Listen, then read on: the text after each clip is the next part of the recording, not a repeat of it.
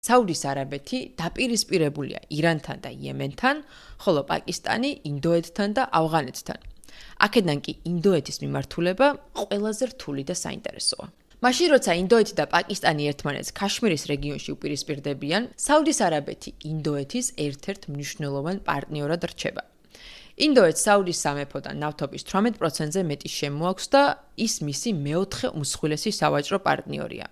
2025 წელს ქვეყნებს შორის ორმხრივმა ვაჭრობამ დაახლოებით 42 მილიარდ ამერიკულ დოლარს მიაღწია, ხოლო მიმდინარე წლის აპრილში ინდოეთის პრემიერ-მინისტრი ნარენდრა მოდი სამჯერ ეწვია საუდის სამეფოს. შესაბამისად, პაკისტანისა და საუდის არაბეთის სამხედრო შეთანხმება ორივე ქვეყნისათვის ახალ გაურკვევლობებს აჩენს ინდოეთთან ურთიერთობებში. პაკისტანს რეალურად არ სჭირდება საუდის უსაფრთხოების გარანტიები. მისი არმია უკვე ფლობს ბირთვულ შეკავების ძალას, საკუთარ სამხედრო მრეწველობას და ჩინურ იარაღს, რაც მას საშუალებას აძლევს დამოუკიდებლად დაიცვას თავი.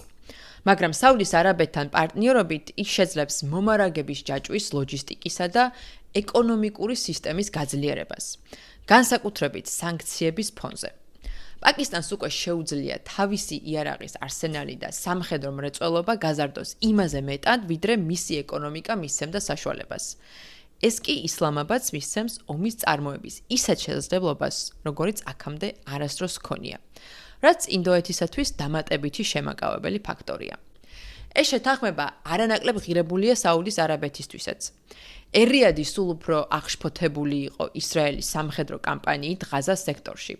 სატახტო პრინცმა მოჰამედ ბინ სალმანმა ისრაელი გენოციდშიც კი დაადანაშაულა და ქვეყნის საგარეო მინისტრმა მკაფიოდ თქვა, რომ ისრაელთან ურთიერთობების ნორმალიზება გამორიცხულია ომის დასრულებამდე და პალესტინის სახელმწიფოს შექმნისკენ ნაბიჯების გადადგმამდე. შესაბამისად, პაკისტანთან თავდაცვის ხელშეკრულება ერთდროულად წარმოადგენს სიგნალს ვაშინგტონისა და თელ-ავივისადმი, რომ ერ-რიადს შეუძლია საკუთარი უსაფრთხოების პოლიტიკა თვითონ განსაზღვროს.